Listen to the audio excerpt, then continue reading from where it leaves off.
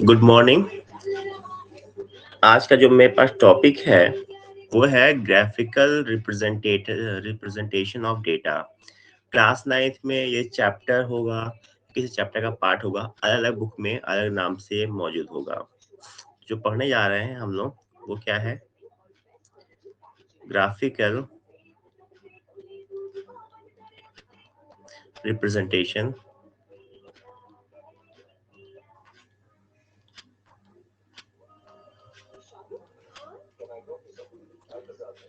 Of data.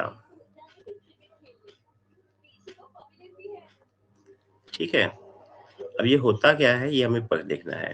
Graphical representation क्या होता है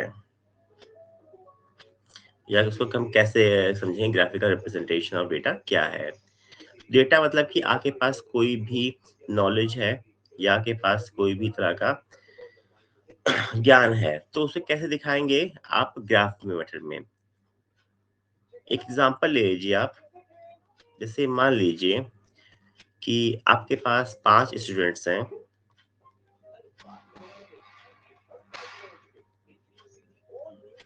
और उन्होंने कितने दिन क्लास की,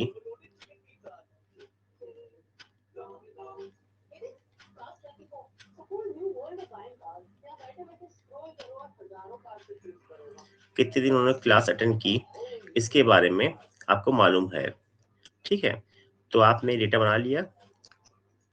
तो स्टूडेंट जो आप मान लीजिए, मेरे पास स्टूडेंट का नाम ले लिए A B C D, 4 student हैं और मान लीजिए टोटल क्लासेस जो चली हैं हर एक दिन में कितने बच्चे आए हैं। जैसे ए ने अपने 15 क्लासेस में से 7 क्लास अटेंड की, बी ने अपने 15 क्लासेस में से 9 क्लासेस अटेंड की, सी ने 12 क्लासेस अटेंड की और डी ने 10 क्लासेस अटेंड की। अब इसी बात को हम लोग कैसे दिखा सकते हैं ग्राफ पे? तो ग्राफ का मतलब क्या है कि आपके पास एक एक्स एक्सिस होगा, एक वाई एक्सिस होगा। एक्स और वाई एक्सिस पर आप किसी जो ये एक्सिस है, इस एक्सिस को बोलते हैं एक्स एक्सिस और जो इस तरह खड़ा हुआ जो एक्सिस है बोलते हैं वाई एक्सिस। अब इसी डेटा को आपको इस पर रिप्रेजेंटेशन करना है, तो इसे बोलेंगे ग्राफिकल रिप्रेजेंटेशन। तो आपने क्या किया, एक्सिस पर अपने स्टूडेंट के नाम लिख लिए ए बी सी डी। ठीक है, और यहाँ पर आपने मार्किंग कर ली। जैसे एग्जाम्पल हम मार्क कर देते हैं, मेरे पास है 5। ठीक है, 5 के बाद है यहाँ पर 10, यहाँ 15। ठीक है, तो इसे ए 7 दिन पढ़ाई की है, तो 7 कहीं है 7 दिन क्लास में आए, तो हमने यहाँ पर 7 के अलावा हमने यहाँ पे मार्क बना दिया। बी ने 9 दिन। ठीक है, फिर सी ने 12 दिन और डी ने 10 दिन। अब बताइए, यहाँ पर लिखा है 7 दिन, 7 दिन और थोड़ा छोटा करते हैं,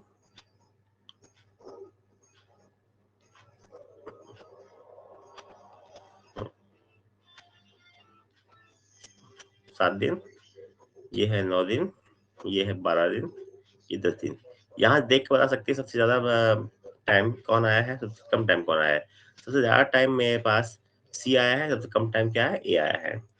तो आपने इसी डेटा को रिप्रेजेंट कर दिया है ग्राफिकल फॉर्म में। ये ग्राफिकल रिप्रेजेंटेशन ऑफ डेटा कहलाता है। ठीक है, ये तो समझ में आया कि ग्राफिकल रिप्रेजेंटेशन ऑफ डेटा है क्या। अब हमें समझना है कि इसे कितने काइंड होते हैं, कितने तरह के होते हैं। ठीक है, तो हम लोग आज पढ़ लेते हैं काइंड्स ऑफ रिप्रेजेंटेशन। कितने तरह के रिप्रेजेंटेशन हमारे पास हो सकते हैं। तो आपके पास हम लोग पढ़ना है पहला बार ग्राफ, नंबर 2 पढ़ना है लाइन ग्राफ,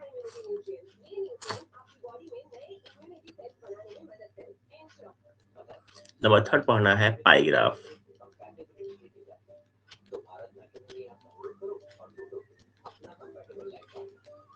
अब तीनों को हम लोग इंडिविजुअली पढ़ लेंगे। पहला है बार ग्राफ।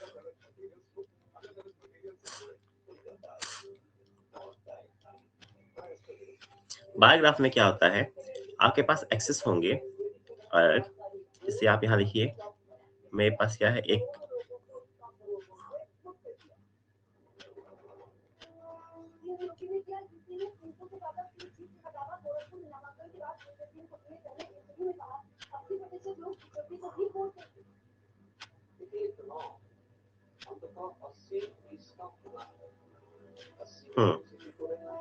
और ठीक है, तो हम लोग देखते हैं बार ग्राफ क्या होता है। मेरे पास ये एक्स एक्सेस होगा और ये वाई एक्सेस होगा ना, ये सॉरी ये एक्स एक्सेस होगा और ये वाई एक्सेस होगा। अगर आप अपने डेटा को, डेटा के जो टाइटल है जैसे कि नाम है ना, या कोई भी आइटम नंबर है, उनको यहाँ दिखा रहे हैं,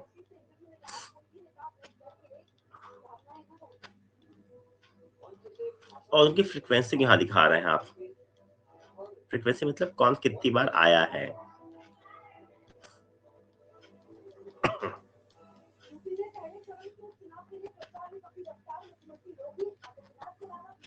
यहाँ दिखा रहे हैं आप,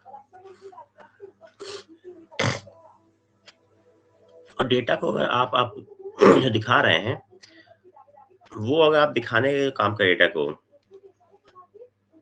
तो अगर उसको आप किसी बार के फॉर्म में दिखा दें,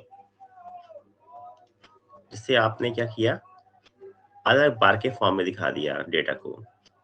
जैसे एग्जांपल के लिए पहला वाला जो है वो 10 है, फिर 5 है, 15, जैसा करके आपने डाटा दिखा दिया, डेटा को बार फॉर्म में दिखा दिया। ये नीचे का हिस्सा अब आप कर दीजिएगा, ये नहीं होगा, ठीक है।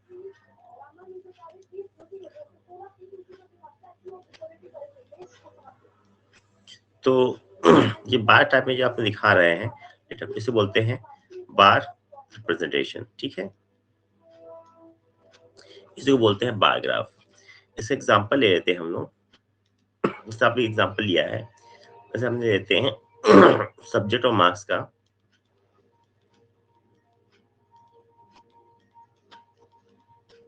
अगर मान लिया आपके पास 3 सब्जेक्ट हो, हिंदी, इंग्लिश और मैथ्स, इसका रिप्रेजेंटेशन दिखाना होगा आपको कि कितना मार्क्स है। मार्क्स बता दें कि सब में 100 में से मान लो हिंदी आपको 80 मार्क्स मिला है, इंग्लिश में आपको 50 मार्क्स मिला है, मैथ्स में 60 मार्क्स मिला है। इसका रिप्रेजेंटेशन आप दिखाएं तो इसको ऐसे दिखाएंगे, यहाँ पर आपके पास सब्जेक्ट रहेंगे Hindi,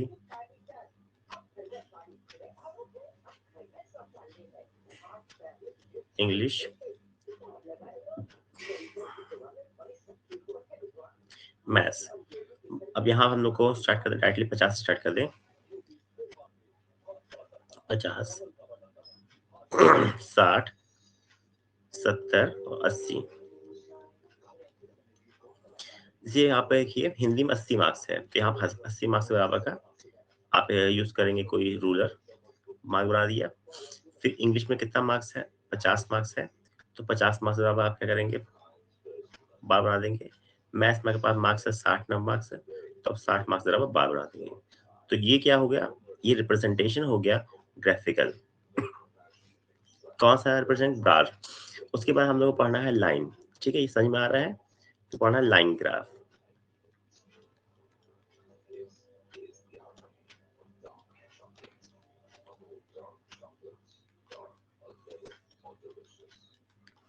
line graph, line graph कैसे होता है, सेम चीज को अगर आप एक्स और वाई एक्सिस के बीच में एक लाइन के फॉर्म में दिखाएं, तो ये ग्राफ होता है, इसे बोलते हैं लाइन ग्राफ।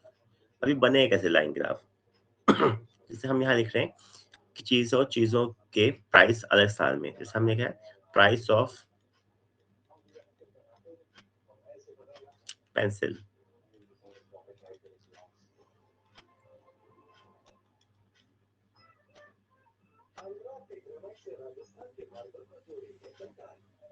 पेंसिल यहाँ पानी भरा, पेंसिल, ठीक है। और ईयर में जैसे आपने बना लिया ईयर्स, यहाँ प्राइस, जैसे आपने क्या 2004 में प्राइस आपने देखा था, 2006 में,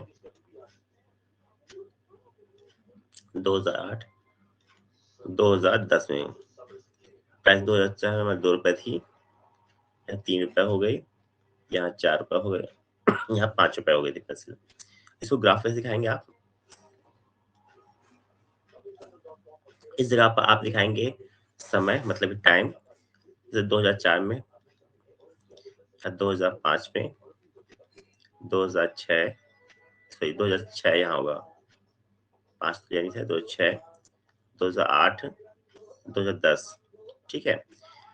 और यहाँ प्राइस लिख देंगे हम 1, 2, 3, 4, 5। 2004 में आपका जो प्राइस था वो 2 रुपए था, तो 2004 के सामने 2 के सामने आप पॉइंट लगा देंगे यहाँ पर।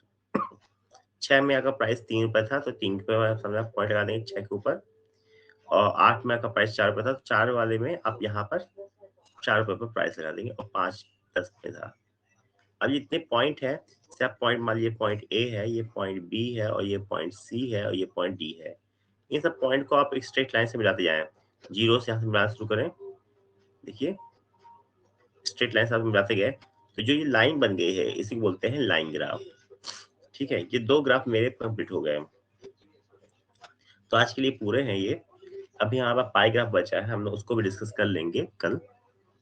अब इसके बेसिस पर कोई भी 2 एग्जाम्पल अपने मन से बनाइए, इस तरह सा उसका ग्राफ बनाइए, एक बार ग्राफ, और उसी का एक लाइन ग्राफ बनाइए, ये बनाइए और उसको प्रैक्टिस करिए। फिलहाल आज के लिए हम लोग क्लास इतनी रखते हैं, ठीक है, और इसका बनाकर बताइए हमें। Thank you, have a good day.